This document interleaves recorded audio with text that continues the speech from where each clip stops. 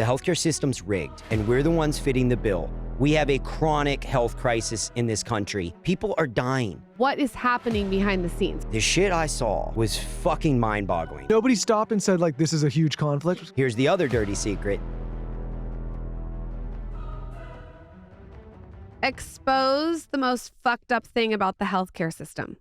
Oh, God. Let's kick it off. Man, that is a deep, we're going deep, dark rabbit hole. We're going right in. So I was kind of telling you guys this before we went live, but like how all this started was I was a drug rep and then I was a medical device rep. And the shit I saw was fucking mind-boggling. I'm not allowed to cuss on this. It's been done before. It was wild. And what spurred this journey was candidly being like having our practice of Ways to Well and working with some of these VIPs. I would tell Tulsi Gabbard or Joe about what I saw. And Tulsi's like, you've got to tell the world. And then one day Joe's like, you got to come on the podcast and you got to tell people what you're telling me, because I had no idea that it was this broken. If you want to talk about the wildest thing I saw, a lot of people don't understand this. Like, you assume that because something's FDA approved, that it's safe. 90% of the products in the operating room have never gone through a human safety study. Oh! They come in through a 510K approval process, which is just a fancy term for they never fucking looked at it. Like, literally, it's called a daisy chain. And so in the 80s, the FDA said, we are the Food and Drug Administration.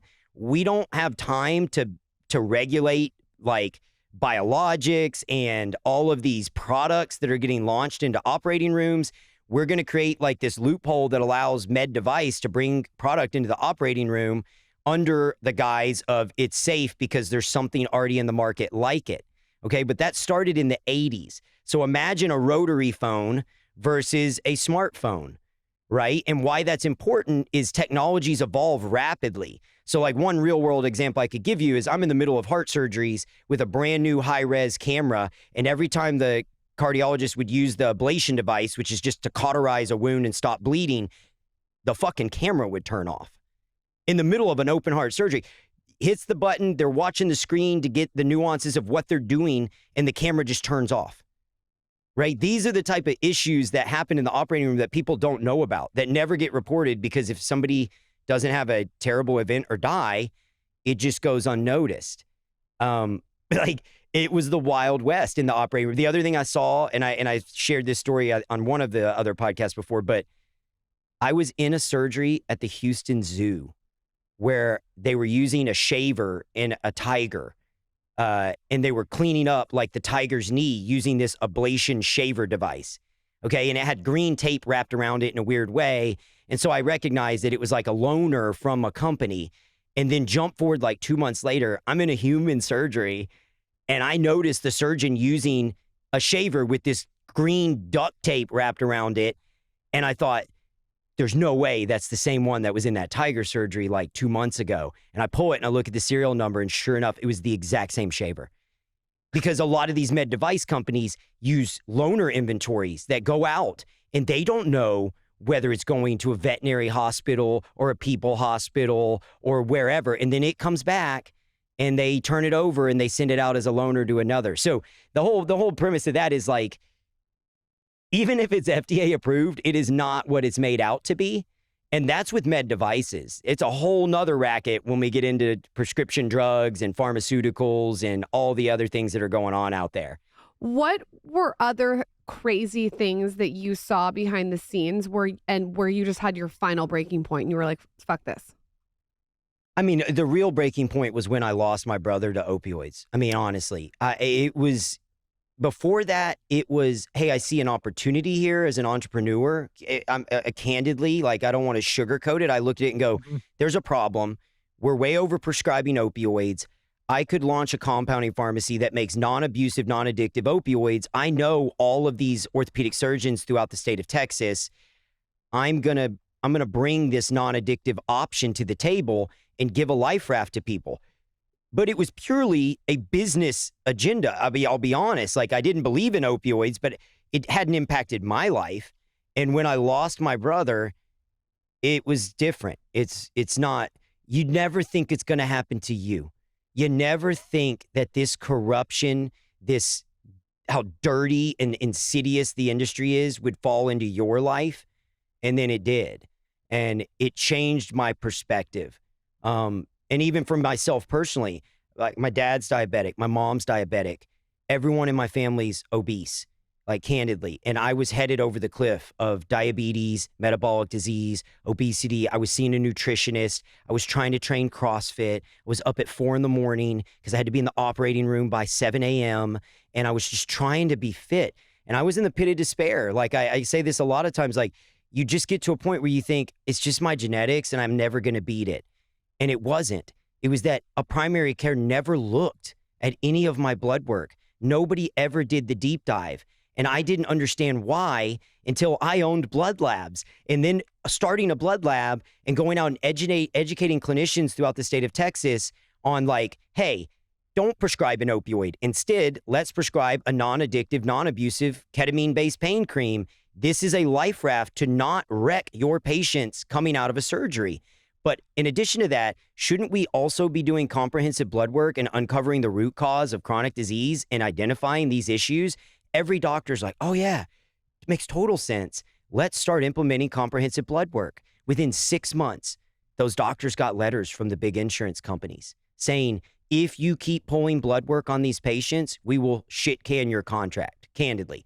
Telling them, basically, we'll put you out of business. And this is what patients don't understand. Your clinician is hogtied. Like they can do all they want, but they are restricted by the insurance carrier that you have. And your insurance carrier is not going to allow them to do a deep dive on you. So from my personal experience, I didn't own a blood lab when I went through my journey. And it took me literally like, I'm at 25% body fat. I'm almost morbidly obese, right? I'm pre-diabetic. I can't lose weight. I'm so tired and exhausted. My primary says, I don't pull those kind of blood works. I'm going to refer you to a urologist. Takes me almost 9 months to get in with a urologist. Then the urologist pulls my blood work. I get a bill from the insurance company for like $2,000 saying we're not going to cover your blood work. We don't think you need it. And my blood work uncovered issues that then we addressed. And I went without changing diet, lifestyle, workout routine, anything. Hand to God, I went from 25% body fat to 6. I had a 6-pack. I was shredded. Again, this was like 13 years ago, but it changed my life. How? It changed, well, because my hormones were out of whack. And then people go, well, why were hormones? 30 million men are diagnosed with low T a year. We have a chronic health crisis in this country. And we can go all the way back to what I learned in the Senate hearing about our diet, our lifestyle, our food, the toxins in our food. It's so staggering that you understand, like the average male testosterone level right now is half of that of our grandparents.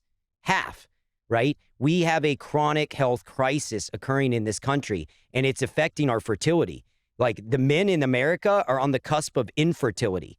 Like our sperm counts are at 37 million per whatever, which comes down to essentially once you get below 37, they put you on fertility drugs. Well, and a lot of that, because we do this show and talk to all sorts of different people, a lot of that burden gets put on the women and they fail to even look at the men a lot of the time. And so we think that, women need to go through IVF or whatever they need to do. But a lot of time it's actually the man and the male. 100%. Like a huge percentage of the time it's the men, and it's both. Women are struggling with fertility too, but it's the same problem. So my line of sight as a device rep and then a pharmaceutical rep. So right out of college, I was a drug rep and I got to look into that world. I did that for 2.5 years, almost 3 years. I left that and I did surgical sales where I got to work with some of the best and brightest surgeons in the country, learn about cutting edge surgical procedures, sports medicine related injuries, like a lot of athletes and football players. And I loved it. It was fascinating. And then from there, I got into starting my own businesses. And that's when I began to understand. I saw behind the curtain and it was like, oh my God, the insurance companies are controlling everything. Like when you get care, how you get care, whether you get a surgery, whether you get a C-section or you have a vaginal birth, like all of that is dictated by reimbursement rates to hospitals, where the hospital then needs to plan out their day and maximize their revenues. And so that affects your OB-GYN, that affects the spine surgeon, the neurosurgeon, the orthopedic surgeon, and it's a constant racket So for them let's- to get reimbursed and paid. So I know you've been super involved for a long time, but now especially recently with MAHA, in relation to the American healthcare system in general. What are like the 2 or 3 big buckets that you see to be most problematic with the current system?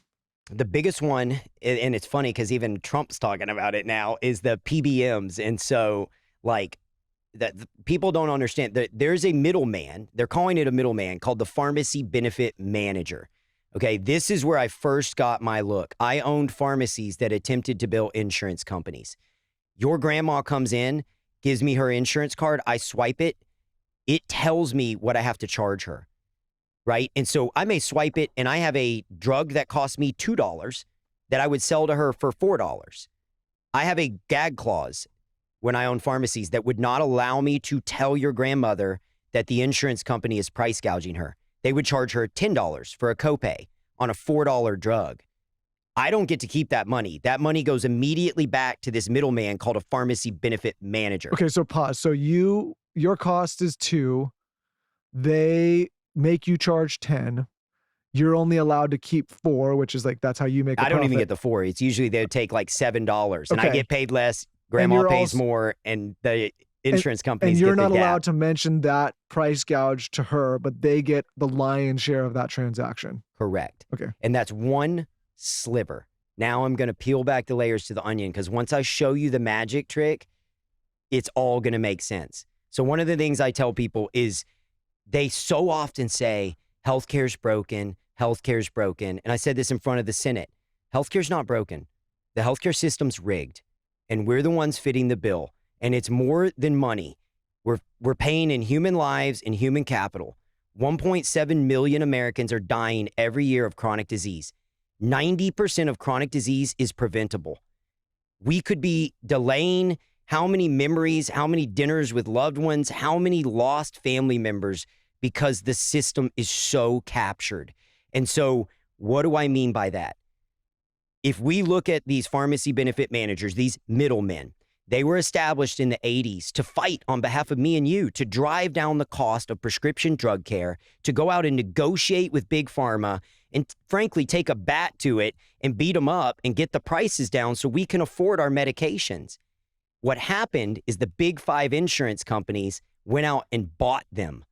They literally acquired these middlemen back in the 80s. And nobody stopped and said, like, this is a huge conflict? Yeah, that's my, like, no. It's in any other industry, it's a kickback. So here's what they did. As soon as they made the acquisition, rather than negotiating down the cost of prescription drug care, they negotiated up the cost of prescription drug care. And so I'll use weight loss drugs like Ozempic, for example, right? Big hot button GLP-1s. Big topic on this show. Yeah, if I walk you through the history of GLP-1, it'll blow your mind.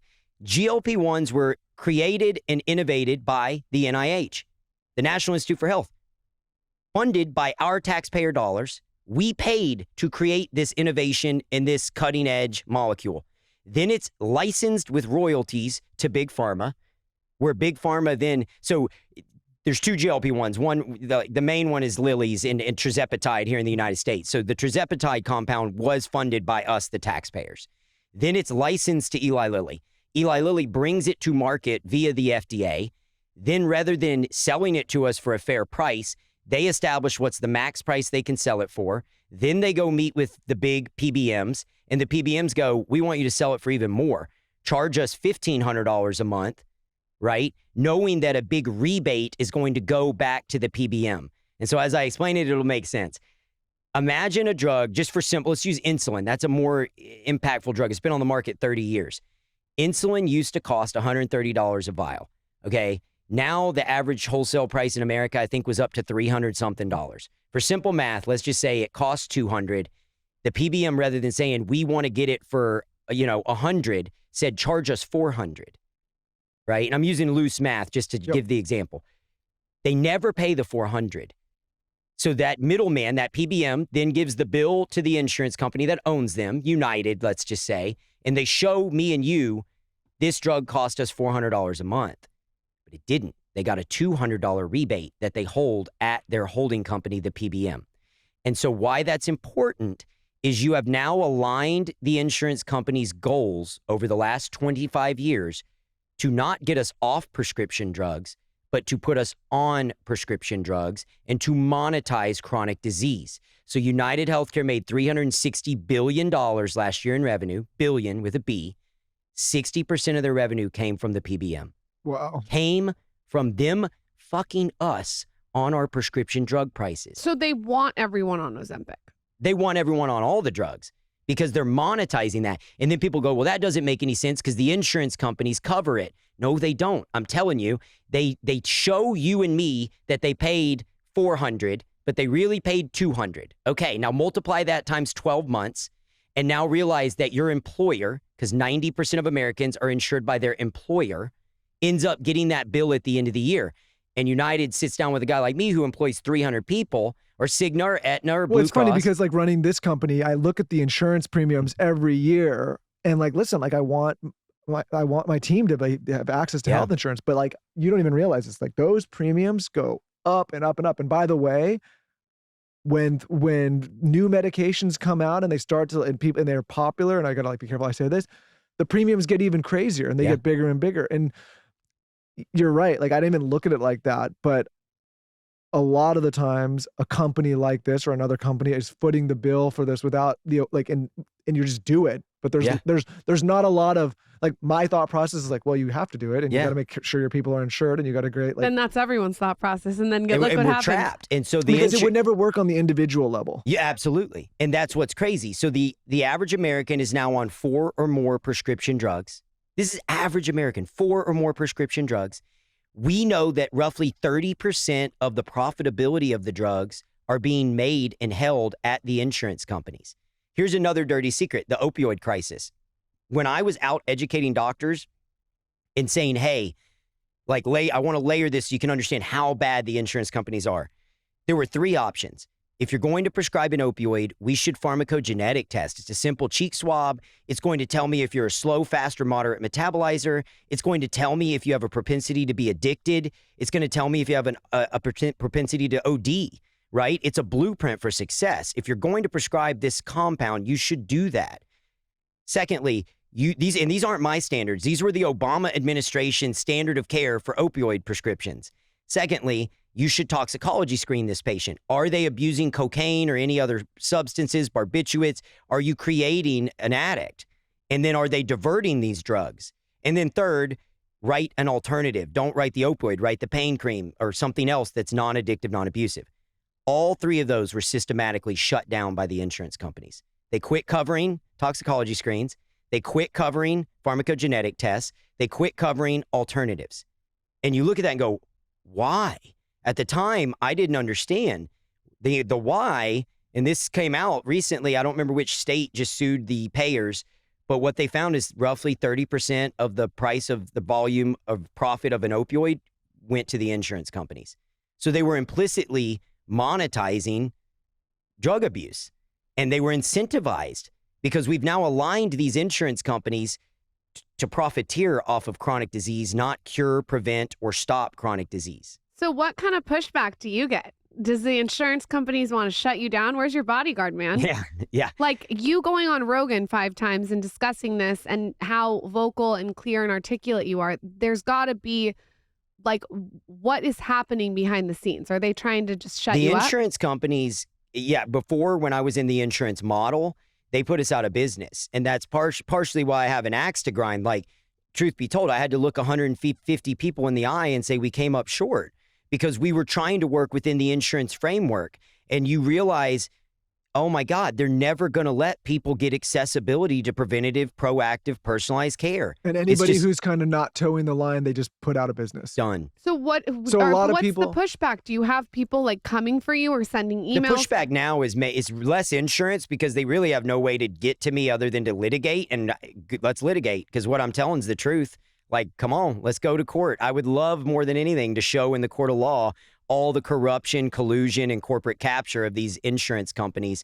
The only battles I've faced is candidly like Lilly and big pharmaceutical companies attempting to sue us at our compounding pharmacy and then use their influence to drive articles that are just total fabrications.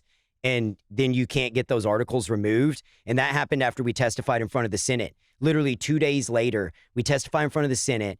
2 days later, this hatchet job article comes out that's like Joe Rogan gets humiliated with FDA recall. And it's trying to say that we recalled like 3,000 vials.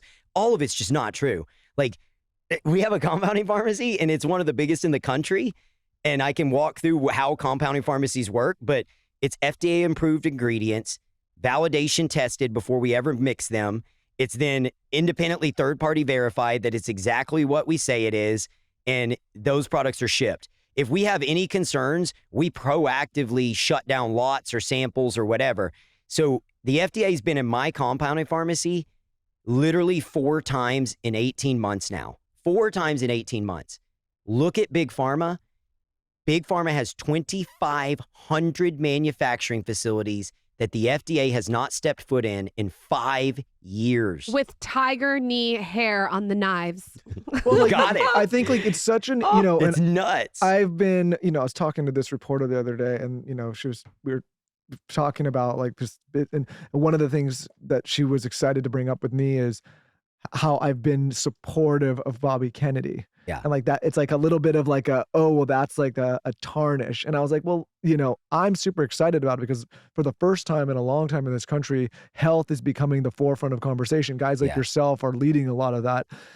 But I find it so interesting because in the past, I'd be like, oh, do I got to worry now about this being written and they're going to write it in a way that's unfortunate and it puts me in a bad light. But then I was like, you know what? We live in such interesting times now where I think a lot of those platforms, because of mediums like this, and I'm not personally taking credit, but like there's people that have pushed these kind of conversations unedited, organic, without any other interest besides getting information to people. Yeah. Where these are now starting to displace a lot of those kind of legacy media outlets in the narrative. And like, they just don't hold as much weight anymore. Like when you used to read a piece from one of those publications or one of those news or see a piece in one of those news outlets, they used to hold a lot more weight. Now I think there's a lot of hesitancy around a lot of the stuff that takes place, a lot of the journalism that takes place. And they've just lost a lot of the credibility because of some of the influences you're talking about. So I thought to myself, like, you know, regardless of how it's written, I honestly don't even really care anymore. And I think we're in such interesting times now because these conversations are taking place. Those platforms are losing credibility. More people are now stepping up. People like Bobby and yourself are able to now get in. And like, I think the country's in a position now where real change has the potential to take place more so than any other time in the last 50 years. How did Bobby Kennedy reach out to you? Like, how did you get involved with what you're doing? So I think I told you all this story before, and I don't know if I said it when we were on the air, but I would tell Joe, like when he'd come in for treatments, Rogan, I would just share with him the crazy shit I saw in my time as a device rep and a drug rep, and then explain to him the insurance companies and how they're monetizing chronic disease and all these things. And Joe invited me on the podcast after that at one point. And I had never done a podcast. Woo! One of Bobby's people heard the podcast. And this is what's crazy. Even growing up in Texas, I've never voted Republican. And I grew up in Texas. I've never voted Republican. I believe in like humanity. I'm team humanity. I'm not left or right. I don't care who's going to solve our problems and who's going to have integrity and be able to not be bought and sold, you know, for whoever's the highest bidder. And so long story short, I did Joe. I think at one point I get a phone call from somebody on Bobby's team saying, hey, Bobby's going to be in Dallas. He'd love to sit down with you if you've got time. He wants to pick your brain on some of the stuff you said about the insurance companies. So I drove to Dallas, and to his credit, like, he rolled up his sleeves, sat down with me. This is when he was the presidential candidate still, and talked to me for like 30 minutes. And then like a week later, his team messaged and said, hey, Bobby wants to have you on the podcast. And he was trying to wrap his head around the PBMs. He's like, explain to me the PBMs again. I don't have a PBM. I have an insurance company. And I'm like, yes. Then you have a PBM. And they bought the PBM, and that PBM is a hidden middleman that allows them to hide profits and move levers to trick you into not realizing that they're price gouging you. Because they go, oh, that's not us. That's the PBM. And so that's how that conversation started. And then it was just a dialogue. He was very interested and seemed very genuine about wanting to try to fix this and understand how corrupt it is. And then that led to the podcast, which then led to him asking for a follow-up meeting. And I flew up to California and we went on a hike in, I think, Laurel Canyon or that area. It was beautiful. But we just went on this hike and talked about everything. And then a week later, I got invited to testify in front of the Senate. And then the rest is history. It's kind of evolved into like somebody who was never political, kind of getting wrangled into some politics. But this is why I like, again, like people make everything political these days because everything, it's just, I think it's headlines and it's just what people are interested in. But I don't see, even going to COVID, I don't see how far we've gotten with health, that it's become like health has become political. Like every single human should be interested in feeling better, living longer, taking care of their loved ones, taking care of their children, making sure they're not dealing with chronic illness and disease that's avoidable.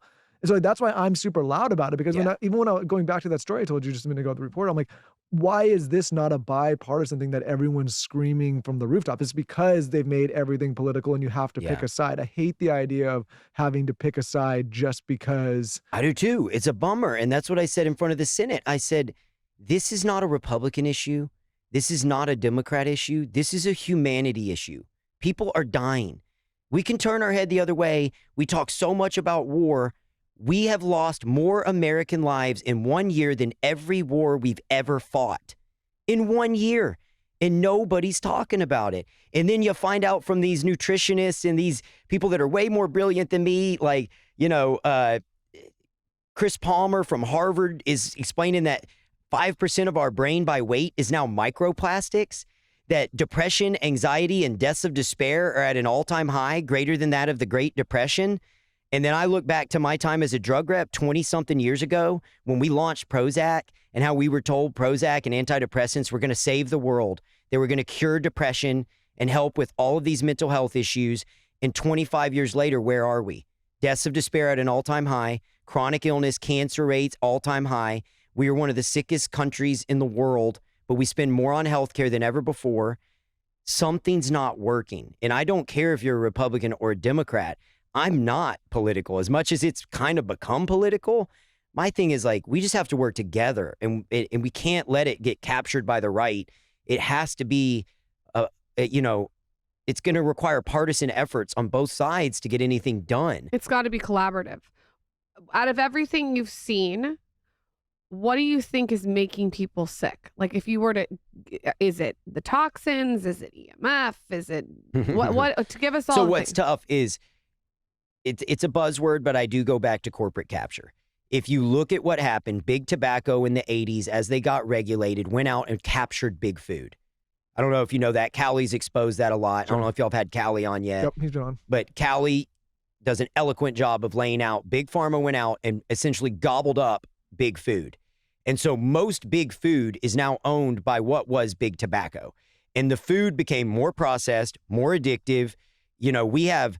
We in the 70s or 80s had 300 ingredients in our food. Now we have over 10,000. And we're going to have more because Michael just read me an article that said that the food industry, the fast food industry, is creating a chemical to put into our food that negates Ozempic. Yep. So if you're on Ozempic and you eat a cheeseburger, you're going to be able to eat it fine. What people need to understand is so messed up. So messed up. These companies have so much money and they're not just going to lay down without a fight. No. And they, they're unfortunately reporting to their shareholders. And like something like Ozempic or whatever comes out. And now they're figuring out like, how do we combat this thing? And the challenge is we've removed all the checks and balances. So where I'm going is starts at our food. Okay. We know the food's corrupt. We know it's flawed. We're trying to fix that. That's a huge bear to unwind. If we just put regulations in place that's what we testified in front of the Texas State, at the Texas State Capitol last week.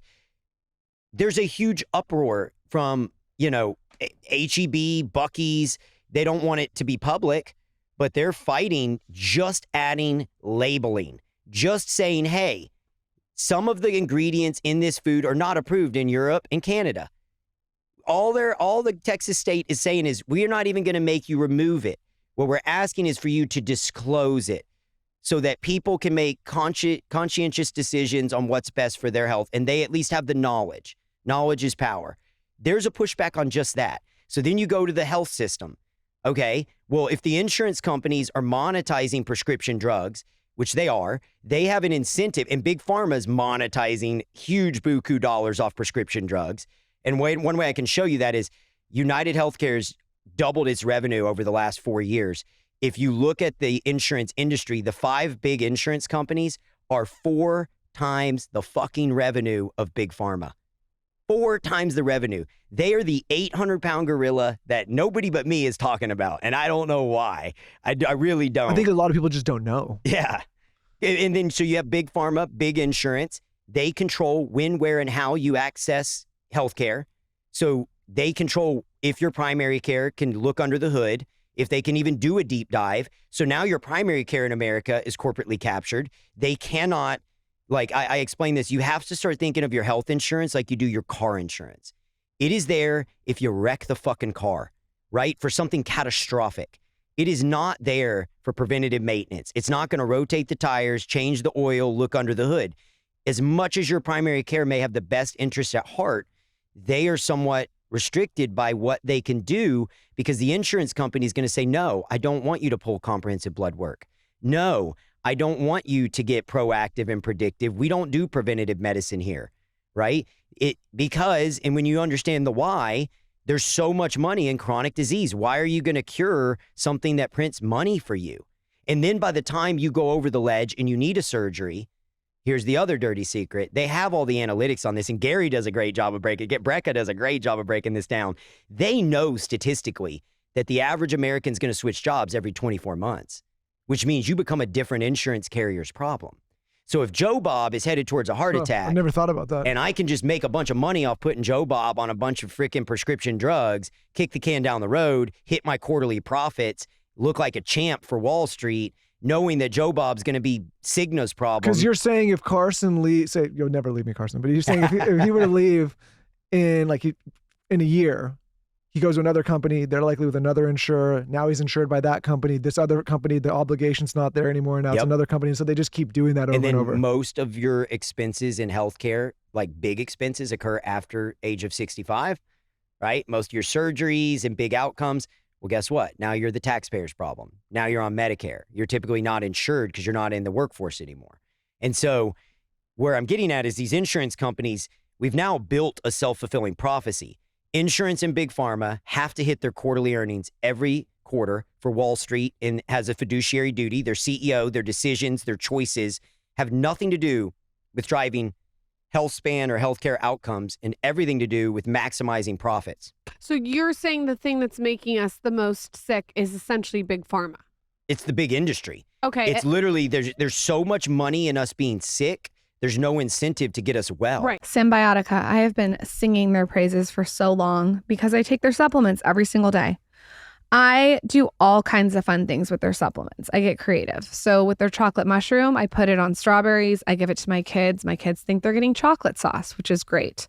For their vitamin C, I add it to my water in the morning. I froth it up with some other ingredients. And then if I'm ever having alcohol, like if I'm ever having like a fun party night, which I'm obviously not doing right now, I take their glutathione. I also just love taking their glutathione daily.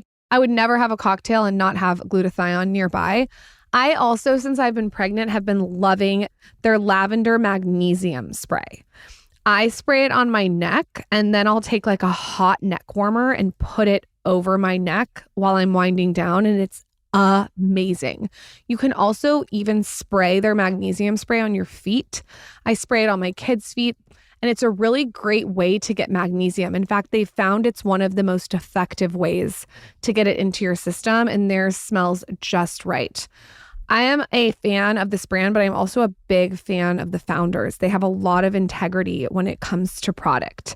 Symbiotica is as clean as it gets, so there's no seed oils, preservatives, or artificial junk.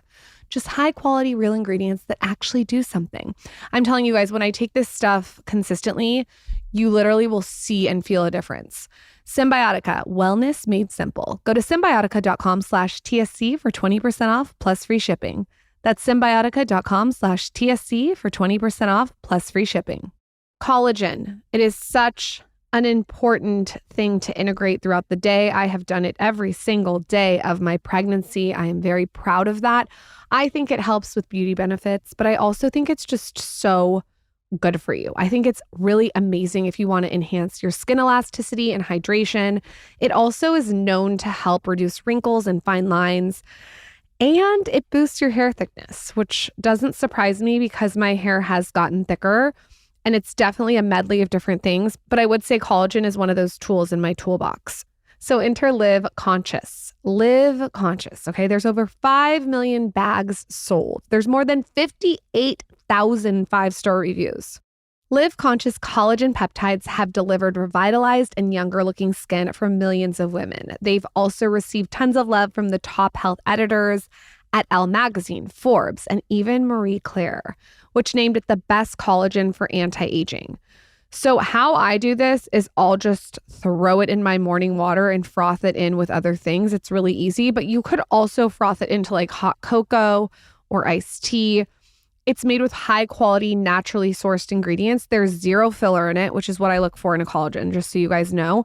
And there's zero additives. It's also 100% non-GMO. So it hits all the bullets that you want hit with collagen. Exclusively for him and her listeners, you can visit weliveconscious.com and use code SKINNY at checkout. You get 15% off your first purchase. Again, that's code SKINNY for 15% off your order. Results in 90 days or it's free.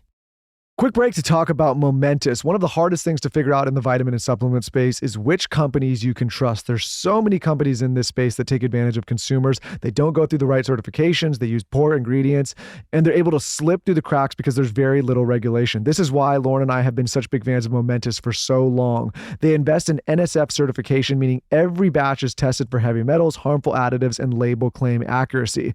It's the reason they're trusted by all 32 NFL teams in collegiate sports and team dietitians all over the country. Lauren and I have had Jeff, the founder of Momentous, on this podcast talking about all of the efficacy around their products and all of the incredible supplements that they offer. Some of the standout favorites are their creatine. We've been talking about creatine on this show for years now. It's so important for men and women. I think Momentous has the highest quality creatine on the market. They also have an incredible omega-3 supplement. I take it every single morning, first thing in the morning. And what I love about Momentous is they also have these single formula supplements. So instead of packing a bunch of different supplements and vitamins into one pill, they have single formulation so you can get the accurate dosage. One other product that I need to call out is they have these sleep packs that I travel with every single time I travel. They help me go to sleep. I also use them at home. And what I love is they come in these individualized packets. So every single night, you just have a perfect dosage of a perfect sleep supplement stack. So check them out. I know there's a ton of information out there. If you're looking for a supplement vitamin brand that you can trust, Momentous is the one for you. Go to livemomentous.com/skinny and try it today at 20% off with code SKINNY and start living on purpose. Again, that's livemomentous.com/skinny. Let me switch, I want to switch gears a little bit here, but stay within the same subject line. I know one of the notes we have here is that claim denials are soaring right now. Why is that, right? Why is that happening in this moment in time? So that's always been a challenge. What you'll see is United Healthcare, the kid Luigi, he on the bullets, he wrote delay, deny, depose. If you methodically break down what he means by that, they delay your care, like me, right? I was chronically low testosterone, miserable, gaining weight, couldn't get answers from a primary, delayed me getting in with a urologist. Then I finally get in with a urologist. They deny my blood work. So now I'm out of pocket on my blood work, right?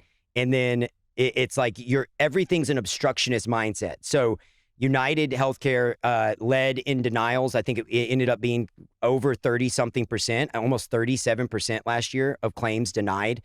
And the sad part is only a fraction of people fight the denial, less than 10%. So let's say that you need a knee surgery. I know if I'm the guy running analytics for Blue Cross Blue Shield, if I deny your knee surgery, there's a 10% chance you're going to fight me. So my first line of defense is deny. Deny everything. Kick the can down the road. This guy may wait 18 months and then he's another insurance company's problem or he's the federal government's problem. Oh my God. There's no money in the surgery. So there's they can no deny money. for every 10 people they deny, there's only one person that's going to push Got back. it. And so they'll delay it. But now here's the other caveat. If you're not getting the knee surgery, what are you getting? You're getting the prescription drugs. To manage the pain. And they're monetizing that. So there is an incentive to delay, deny, and obstruct your ability to get care. I mean, I'm just telling you what the system's built to do. Why are and I there don't not wanna more make it, people who have worked in this system speaking up? I mean, I definitely think they are. If you know what's staggering is so many clinicians after I did Joe's podcast, it was not like this guy's full of shit or it was overwhelmingly positive support. It was surgeons and doctors and nurses saying he's not lying. This guy's telling the truth.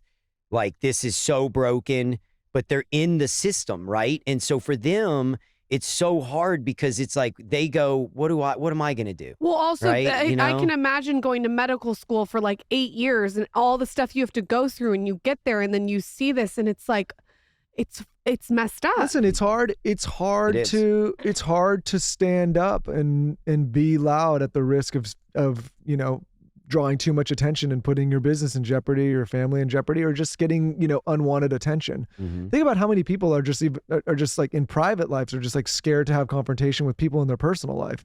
Yeah. Now you say, like, let me invite that confrontation from the world and let me add a layer of super powerful companies and government entities that don't want this information It's hard out because there. even testifying in front of the Senate, like I literally was giving a message of unity, of like working together. I'm like, I'm not here to represent the right. I've never even voted right. I'm here to represent people. People are dying. People like my brother are dying because of the choices people in rooms like this make every fucking goddamn day. And you're making these choices. Why? Why are you letting these people do this to the American people? And that was my message. And then the next day, the hatchet job articles come out. And we systematically, like randomly a week later, Joe's like, come on the podcast again. And we did. And we broke down. We looked up articles where people were bashing the Maha Woo-Woo caucus, like, and making fun of us and saying that, I had no right to present because I'm not a doctor. And it's like, I never claimed to be a doctor. I want to talk about that. I'm sure you know Next Health and Darshan. Do you know him who started Next Health? There's a Next Health here in Texas. Is it the one in California? Okay. I'm aware of those guys because they do preventative care, and we've had some reason VIP clients that I use those mentioned folks. it to you is because he started as a doctor. He became a full medical doctor at 21. Started training at 15. Became like one of the youngest medical doctors, surgeon. And through that process, he realized he wasn't healthy. He just came on the show and taught, so it's nothing new. Yeah. But he said in all his years as training to be an MD, nobody taught him about nutrition. Nobody taught him about how to be healthy. This was all new information to him. And so it drives me nuts when people say, you're not a doctor, talk to a doctor, because doctors don't get this kind of training that we're taught. They are taught, you're sick, here's the thing you can do, you need a surgery, here's how you do it. And a lot of times they're put down a line of a certain kind of profession or a certain kind of field. And so even him as an MD was saying, doctors don't know this stuff. And Casey's talked about that too. Like, this is not something you're taught about in medical school. They don't have any nutritional training. They, let's go back to antidepressants.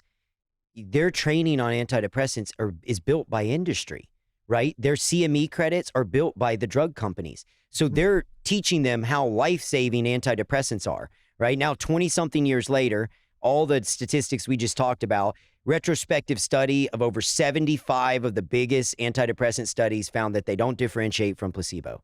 85% of the effects are placebo. And then furthermore, 50% of people relapse that do get benefit. There's increased risk of suicidal ideation and violent thoughts. Most of the mass shooters that have occurred in the United States have been on antidepressants or antipsychotics. It numbs the emotions. There's this huge risk factor. But what they don't teach those clinicians is that exercising 20 minutes a day has double the efficacy of an antidepressant. And you don't get taught that. And it's like, it's not the clinician's fault. They literally are trying to navigate. They spend their day trying to get reimbursed and paid. I hate to say that. And I think most clinicians would tell you that if they're in the insurance model, they're just beat to hell. Yep. And they're trying their damnedest to help you, but they have to see 40 plus people a day. They have to do something that's billable. They can't go fringe and go do something that doesn't reimburse. So half the stuff we do at Ways to Well wouldn't get covered by insurance. Let's say you come in and you say, I'm depressed, I have anxiety, I have a hard time sleeping. What would you recommend? Well, step one, let's look under the hood and do a comprehensive blood panel. Step two is let's spend 45 minutes to deep dive into that and explain to you where you may have, whether a magnesium, a zinc, do you have a methylfolate detox issue? None of those tests would be covered by insurance. None of it. So you have cancer screenings. We have a cancer screening that can identify over like pretty much every type of cancer up to 7 years in advance at stage 0. Why would we not use this in traditional medicine? You know, or like, well, that's what he was saying. And listen, I imagine if you go into the medical field, one of the reasons you go into it is to help people and you know, and provide a service. But I think people in that field, when people are screaming like, gotta talk to a doctor, you're not a doctor, it's like, I think they need to be honest about what they're taught in that school. And if you're not taught about these things and preventative care and how to be healthy as yourself, then I think we're not having an honest conversation, right? Because I wouldn't go to an accountant for wealth advisement. I would go to them to figure out what I need to do to fix my taxes, right? There's different specialties. And I just think that like, you can't just say just because someone's a doctor that then they know everything about how to take care of yourself. It's also siloed. And that's what's tough. They've built a system that has siloed the doctor to where one doctor just does knees, another doctor does shoulders, another doctor does GI. And so you get caught on the merry-go-round where primary care goes, oh man, that's out of my wheelhouse. You need to go see an OB-GYN. Then you go to an OB-GYN and they're like, oh, I don't touch that. I got to send you some, right? And you get bounced from person to person to person because nobody's looking at you holistically. But biologically, you're one biological life form. Everything is intertwined. And so where I go with that is, it's so easy to put somebody on an antidepressant, but did you ever look at their blood work? Are they deficient in zinc and magnesium? Are they deficient in vitamin D? Do they have a methylfolate detox issue? All of these things can increase anxiety, depression, agitation. Do they have a hormonal imbalance? If they do, what caused that hormonal imbalance? Did you ever get a family history? Did you ever have the conversation? And I'm not throwing stones at the clinicians. Sure. They're doing the best they can, but they're set up for failure. Gary Brecka just told me that if you are taking, and I don't want to say this wrong, but I think prenatal with folic acid in it, it actually contributes to postpartum depression and anxiety. If you have the gene mutation. Yeah, if you have the gene, MTFHR. And if you don't know that you have that and you get on a folic acid supplement while you're pregnant, you think you're doing something so great for the baby and for yourself, and then you have the baby. Was it folic acid or folate? I want to either way. Well, look it up. Look the episode up, you guys, if you're listening to this. I'm not a doctor. But the point is, I should wear a shirt that says that. But the point is, if you don't have that information, if you don't have that information, and then you get postpartum anxiety and depression, it's like afterwards, and it's from that. Well, he was basically saying, if you don't have that information, and you get depression, it's almost guaranteed it's because of that. Like, imagine if you just had that information and knew to take a different one because you had that mutation. When you see people's blood, because you've seen a lot of people's blood, what do you see though is like crazy? Is it the metals? Is it the toxins? Is it the what do you call it? The methylated? I don't know how you guys say it. Yeah, it's everything. Honestly, everybody's low on vitamin D. Okay. Right? We were all told stay out of the sun, sunblock, like everyone. I mean, a huge percentage of people are low on vitamin D. A huge percentage of people are wrongly put on cholesterol meds, which then creates a cascade effect, and they end up being on 4 or 5 meds. And as you work through what we just talked about earlier, you go, oh, now I understand why insurance is pushing this. And your doctor's reaching for the tool that's in their tool belt. And so the biggest crime committed of all is that they've obstructed your clinician's ability to provide real health care. The doctors here that are in the insurance model, of no fault of their own, can have the best of intentions, but they are going to be captured, and it's going to be very difficult for them to ever truly drive healthcare because the system's not built to do that. It's built to crank out prescriptions, grab the closest pill bottle, and solve the problem. And so it's tough for them. But versus guys like Gary or any of these facilities like Waste Well that do a deep dive, looking under the hood and having the dialogue with a patient in itself is life-changing. Like, I know y'all had Bert on, like Bert Kreischer. Look, like, just him knowing his health and being able to be a driver along his health is a big difference. Like, I think one of the challenges I have with traditional medicine is it is academia versus the layman, and it's very dictatorial, where it's like, I'm the boss and you do what, you're fat. Here's a cholesterol med. Well, no, let's talk about you as a person and identify what got you here and give you a blueprint, or even Ozempic. Like, it's such a blockbuster drug Because candidly, it's an easy win for a doctor. You come in, you're overweight, you have a metabolic disease. I'm just going to prescribe you Ozempic. It's going to get the weight off, but they don't really have the conversation. And so all the side effects you're seeing are because you're not talking about titrating up, titrating down. You're not talking about how much protein you need to be consuming per day to preserve lean muscle mass. You're essentially giving somebody a chemical straitjacket that allows chemical anorexia, and then they cannibalize muscle, you get Ozempic face and butt, and like start just deteriorating, and eventually it can even tear into bone mineral density. But that is not to say the drug is all bad or good. The issue isn't the arrow, it's the archer. Like, if you have a nuanced conversation and you explain to somebody, hey, I'm going to prescribe you Ozempic, but I want us to titrate up and down accordingly, and I want us to be slow and methodical about this, and we have to talk about diet, lifestyle, and nutrition. Because prescribing a GLP-1 or a weight loss drug without talking about diet, lifestyle, and nutrition is like brushing your teeth while eating fucking Oreos. Like, you're not going to get anywhere. It's so counterintuitive. But they're not. They're just cranking out Ozempic prescriptions, and then all these people are getting sick. And they're getting sick because nobody's fucking talking to them. So can we talk a little bit about your approach? Because I think it's fascinating. Say I was to come in to work with you, Ways to Well. I was going to come. And I say, oh, I got this gut issue, or I don't feel good, I'm not sleeping well. Where do you guys first start with a patient to understand their story a little better? Like, what's the first few things you do? Every single patient is unique and different. And so that's part of personalized medicine, is understanding it's not a one size fits all approach. There are basic diagnostic tests. Like I tell people, if you have blood work, as long as it's comprehensive, I don't care where you got the blood work. As long as we can do a deep dive and assess you, like that is one of the, I think, comprehensive blood work, a DEXA scan. And for those people who don't know what that is, it's just a full body scan that tells us how much lean muscle mass you have, how much visceral fat, how much subcutaneous fat, and it tells us your bone mineral density, right? And then a VO2 max, or let us tie into your wearable. If you give me those three things, I can begin using large language models to project out all-cause mortality risk, and then the goal is to drive that down. So I hear Gary talk about, he thinks we'll live to be 100 and something. And like Peter Attia talks about this.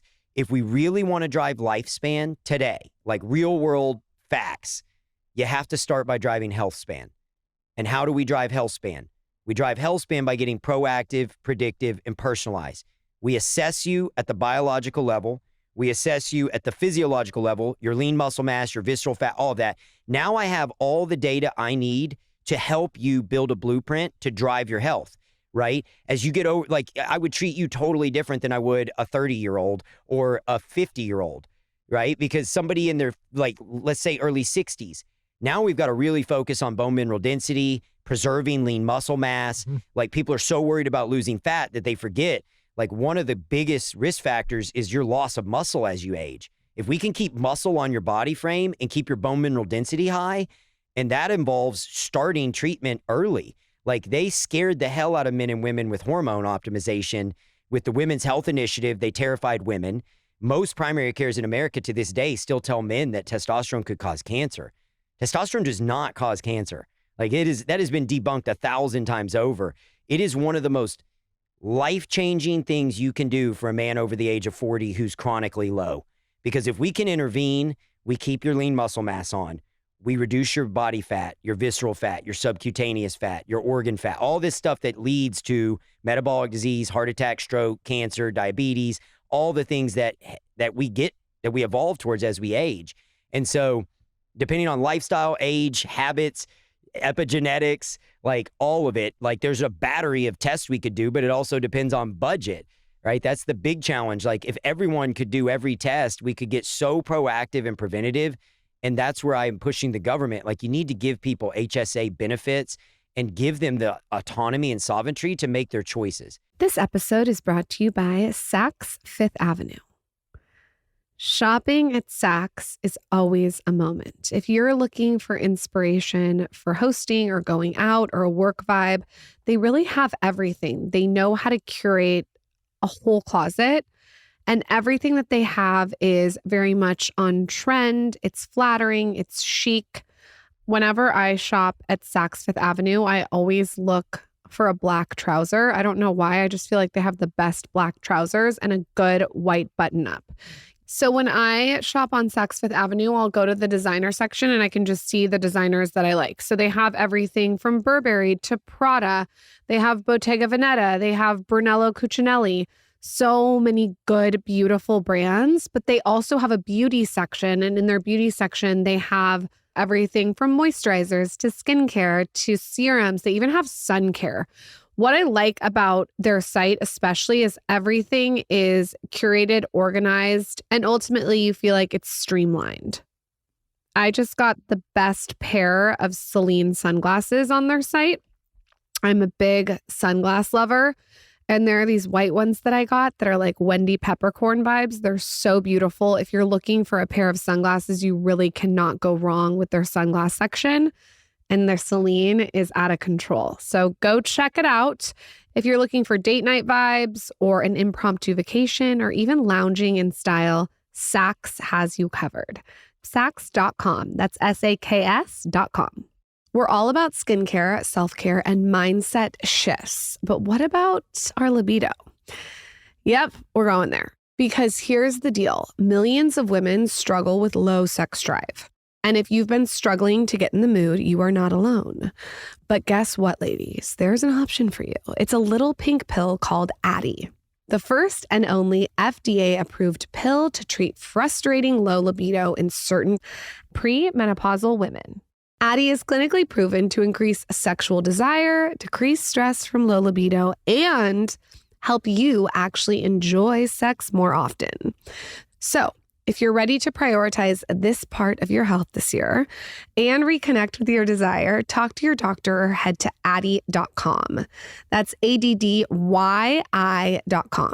because you deserve to take back your sex drive. Addy, or flibanserin, is for premenopausal women with acquired generalized hypoactive sexual desire disorder, HSDD, who have not had problems with low sexual desire in the past, who have had low sexual desire no matter the type of sexual activity, the situation, or the sexual partner. This low sexual desire is troubling to them and is not due to a medical or mental health problem, problems in the relationship, or medicine or other drug use. Addy is not for use in children, men, or to enhance sexual performance. Your risk of severe low blood pressure and fainting is increased if you drink 1 to 2 standard alcoholic drinks close in time to your Addy dose. Wait at least 2 hours after drinking before taking Addy at bedtime. This risk increases if you take certain prescriptions, OTC or herbal medications, or have liver problems, and can happen when you take Addy without alcohol or other medicines. Do not take if you are allergic to any of Addy's ingredients. Allergic reaction may include hives, itching, or trouble breathing. Sometimes serious sleepiness can occur. Common side effects include dizziness, nausea, tiredness, difficulty falling asleep or staying asleep, and dry mouth. See full PI and medication guide, including boxed warning, at addy.com/PI. Addy. That's ADDYI.com. What peptides are you seeing right now that you think are really great?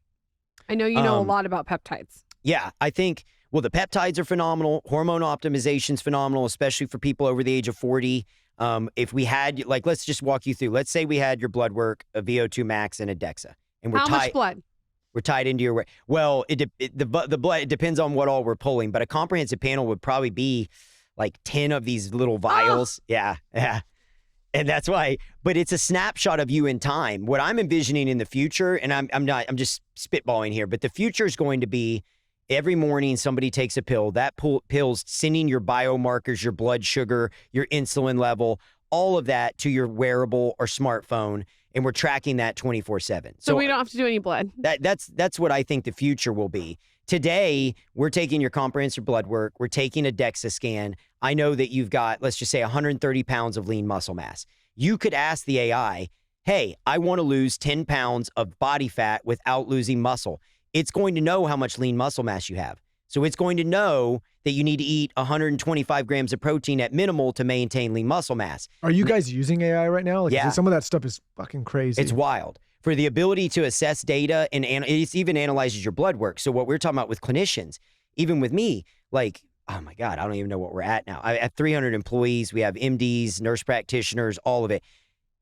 The AI is the training wheels because it assesses the blood work algorithmically and computes out different risk factors based off the more data you give us, and then helps guide the clinician on optimal outcomes and optimal behaviors based off your genetics, epigenetics, your DEXA, your VO2, your how well you're sleeping, your REM sleep, your deep sleep, The more data you give us, the better the AI is, and the better we can help drive health span.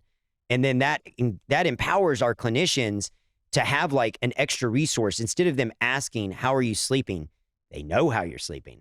How are you eating? They know how you're eating, right? We can see it all in your blood work. It's so funny. There's guys that'll come in or girls that'll come in and be like, oh, I eat clean. It's like, no, you don't. We can tell. Like, it's so like obvious. What shows up? Like you can't see like a McDonald's Happy Meal, can you? No, but you can see like a lot of guys especially don't want to admit they're on hormone optimization. It's still like this 4-letter word to them for some reason. And it's like, look, man, if you're over 40 and you're in great shape, a lot of guys are probably I was going to optimizing ask their you, we've had hormones. guys like Mark Sisson come on and he's talked about this, but he says he started much later. He's been vocal about it. When, from your perspective, do you find it to be appropriate for men to think about hormone replacement? So hormone replacement versus hormone optimization. If you're somebody in your 20s and you have a healthy hormone level, you should not interfere with that in any way, shape, or form, right? I am not an advocate for that. But if you're in your 30s and you are already chronically low because of our environment and the microplastics and our diet and our nutrition and our lack of sleep and our stress and our anxiety and social media and all these things, like I told you earlier, our testosterone levels are half of that of our grandfathers. If you've had kids and you're past the point of having children, then it's a discussion worth potentially exploring. If you haven't, there are other alternatives that don't require hormone replacement, like HCG will spur your natural testosterone production. And oftentimes with younger men, we can get your testosterone where it needs to be using HCG. The downside is it's going to increase your sperm count and you are going to be more fertile. I've had enough sperm. Yeah. I can't take any more sperm. The sperm is enough for you me. know It's what's like funny? a pinata of sperm. So people, I'm good. people will write That's into so me and be funny. like, I know you're on hormone. And my thing that I respond every time is like, I'm not, but it's not a matter of not, it's a matter of when. For sure, I will do it at some point. And if now's the right time, I would for sure do it. I think People say that to you. I didn't know that. Yeah, well, so my whole thing is like, I know there's going to be a time in my life where absolutely for certain I will engage with these practices. I'm 30, turning 38. Yeah. I'm trying, I've got, So you're still young. I'm trying to figure out the right timing of it and also the right, Your when. testosterone's good for me. But I think it's important for like men to not be ashamed. Like, listen, we are living longer than we've ever lived before. I mean, most people in the past, you didn't make it past 40. Yeah. Like that was Well, old and age. if you optimize your hormones within physiological norms, that's what I want to be clear about. All the horror stories you're told are people pushing it beyond physiological normal limits. Mm-hmm. So like you hear the balls shrinking or something. That's like someone going way too gnarly. You're doing more than what you should be doing, right? Like So let's say you were at your age, I would say, look, if you came in and your testosterone was 200, which is low. Anything below 350 is considered low clinically. Mm-hmm. But in reality, you got to think in the 80s, we were walking around at 1500, right? And so now men are half of what they used to be. And as you get below 350, all your risk profiles go up. Increased risk of diabetes, increased risk of atherosclerosis, increased risk of like Alzheimer's, dementia. All these things start to go up with low testosterone. There is a correlation to these chronic diseases. If we can get you above 350 into the normal range, we drive down the risk factor of all those chronic diseases. Yep. We put on lean muscle mass. We protect bone mineral density. I But imagine now, you just feel better. when you get higher, right, and you start going above like physiological norms, that's when you start getting acne, balding. It depends on your genetics too. Like everyone's different. Mm-hmm. Some guys may have walked around at 1500, right, in their prime. Like Navy SEALs, special operators, those guys probably had really high levels in their youth. Why did a woman who was on testosterone tell me that she grew like a small penis, like on her clit? Yeah. Well, that's because no. He said it's You will. Women should not be taking outside of physiological normal levels of testosterone So if either. a woman goes over, let me just get this straight so I can just like unpack this. Yeah. If a woman goes over the testosterone amount, her clit is going to grow into a mini, like it's going to look like a It penis. can cause it can cause the clitoris to enlarge. And that means somebody's not monitoring that woman or prescribing a dosage that makes physiological sense. But I don't want to scare women out of testosterone because women are at a huge, especially once you reach over the age of 40, it's not just your estrogen and your hormones, your female hormones. Women have more testosterone than they do estrogen. They don't realize that. It's not what men have. You're not at the physiological level of a male, but you have more testosterone than you do estrogen. Estrogen is just the female hormone, but you still need testosterone, because if you lose testosterone, you begin to lose bone mineral density. You begin to have increased body fat, all the things we talked about, low libido. So if you manage it right, though, I guess is my question. If it's managed right at the right amount, you're not going to grow like... Correct. All those adverse events, all the negative things you hear are people going outside of physiological norms or people pushing the envelope. Do you like that pellet thing? I've heard the girls. pellet. No. That's the reason I don't like the pellet is if you have an adverse event, there is no removing the pellet, right? You have to wait it out. So let's say all of a sudden, let's say you're a man and you put in a pellet and you start getting nipple sensitivity. It can cause gynecomastia, where you may start developing boobs, like because your body's producing estrogen to try and counterbalance the testosterone, or your body's converting the testosterone into estrogen. And there's no taking that pellet out. So then we have to prescribe you something to just battle the estrogen levels. But if you're a woman, like, this is a true story, not my clinic, but we used to make the pellets at my pharmacy. And we had a woman who was at a practice in Houston, Texas, that got a pellet, didn't disclose to the doctor that she had a family history of stroke, right? Then got a blood clot. Doctors were terrified of it becoming a stroke, which is the risk factor. And her hormone levels were through the roof because the doctor put in a pellet that was too big of a dosage and didn't know how her body was going to metabolize it. And so she was getting huge spikes of hormones that could increase her risk of that blood clot causing a seizure or stroke. They had to wait it out and put her on like a watch and like monitor this woman. And that's where I don't like the pellets. It's terrifying because if something does go south, there's no fast course correction. You're kind of just stuck waiting it out. And so that's why I'm not to say all good or all bad, to each their own. You know, we don't use the pellets at Ways to Well. We focus more on topicals or injectables that allow the patient to tailor their to their unique needs. And but the big thing here, though, is that you're working with someone who's monitoring this stuff. And every time this topic comes up on the show, especially for, well, I guess men and women, but for young guys, I'm like, you don't just want to start getting this stuff without all the things we're talking about and doing all these things without working with a professional clinician, because that's where those are all the stories we all hear about, are things going astray, right? Which again is there's so much nuance to this stuff. Is like, these can be incredible tools and resources if done right, and could be huge problems if done wrong. You nailed it. Like everything, Ozempic, the weight loss drugs, thyroid medicines, everything is a tool in the tool belt, but a hammer in the wrong hands is a deadly weapon. Like, it doesn't mean that everyone should be doing it. And I'm not here to tell you to do or not. Everything is risk and reward. If we're going to do a pharmaceutical intervention, like, let's discuss it. Let's deep dive. Let's understand the pros and cons, and let's embolden and empower you, the patient, to drive your healthcare journey. That's the beauty of not being in the insurance model. It's a conversation. The doctor's going to sit down with you, spend 45 minutes, go through the pros and cons, and walk you through systematically why they're making the recommendation they're making. And you'd be shocked how many people, like, I hear Gary talk about this too, and I respect the hell out of it. So often it's people with just mineral or vitamin deficiencies, and it's creating this other cascade of issues that they thought they were going to need an antidepressant or an anti-anxiety. And it's like, no, you're just chronically deficient on XYZ.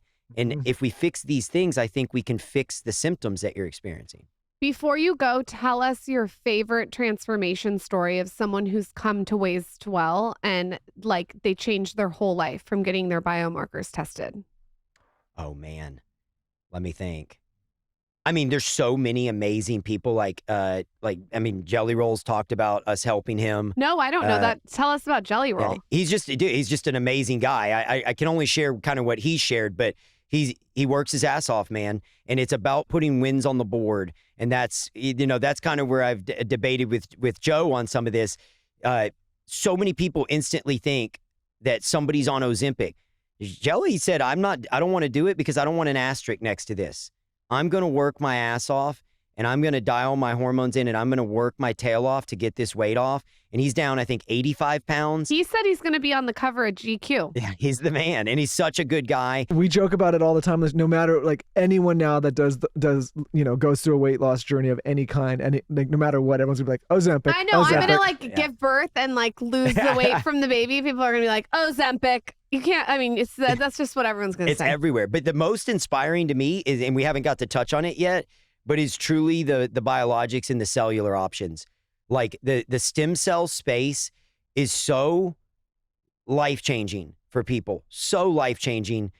I can't even Let's talk about it for a little bit because again, I think this is another area where we've had people come on the show that have had great experiences, and then we've had people like Dr. Josh Axe come on and he had a rough time, and then he actually finished it. He ended up turning it around with stem cells again. But if people even start to think about something, where do they even begin to research and find resources that point them in the right direction? It's really tough because here, no stem cell treatments are FDA approved, right? But that doesn't mean they're good or bad. What it means is nobody's paid $350 million to run it through the FDA and get a placebo-controlled trial on a biologic that you can't patent.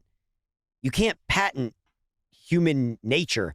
You cannot patent biology. And so the reason that these products aren't all in an FDA approval process, the truth is, as soon as one has an indication, anyone else could just go and extrapolate the same exact cells, because you're taking a healthy birth, healthy mother, pre-planned C-section, and I want to explain that too.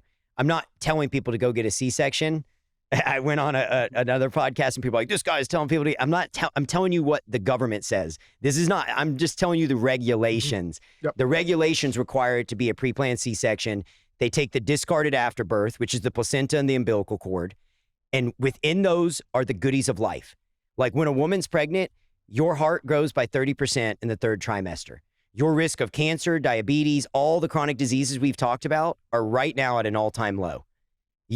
As much as you are keeping the baby alive, the baby is keeping you alive. Oh. Those cellular goodies, cytokines, exosomes, extracellular vesicles, scaffolding, all of these little building blocks are flowing through your body, keeping your body healthy. That's why women have the pregnancy glow. That's why people talk about how good their skin Do I looks. have it? You have it.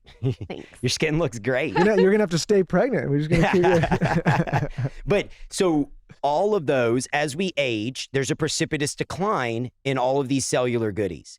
And so if you fall as a little kid and you scrape your knee, you heal really fast. If you fall as an 80-year-old woman, you may have a scab for 3 months. You may bruise. You may never heal. It takes forever.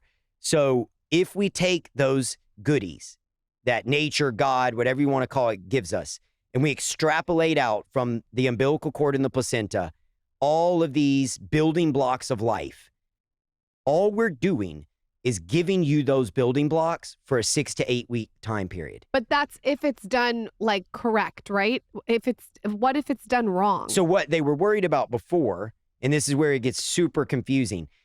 This is during the Bush administration. They were thinking that they were going to be aborting fetuses and taking aborted babies and extrapolating out stem cells. And so that's why it's got to be the pre-planned C-section stuff. And then they were saying, we don't want you cloning humans. They were worried that they were going to be cloning humans in a petri dish and that they were going to enhance the cells that way and then manipulate the cells to create super soldiers and superhumans. So I understand all the reservations 20 years ago. The truth of the matter is, and then the last caveat is they were worried that these cells would go into the body and become something, right? Oh my God, if you put billions of these MSCs, what if they go in the body and become a cancer cell? They do not become anything. That's what we know now, 20 years later. And so doctors are still struggling because they're candidly behind. The people who know what's going on are the scientists at the bench, the PhDs that are working in the lab, that are testing these things every day. Dr. Kaplan is who identified MSCs and discovered them. And he has since released an open statement to the scientific community about 3 years ago saying, I should have never called them stem cells. I should have called them signaling cells. And so I want to tell you that because here's why that's important. We put those cells in your body.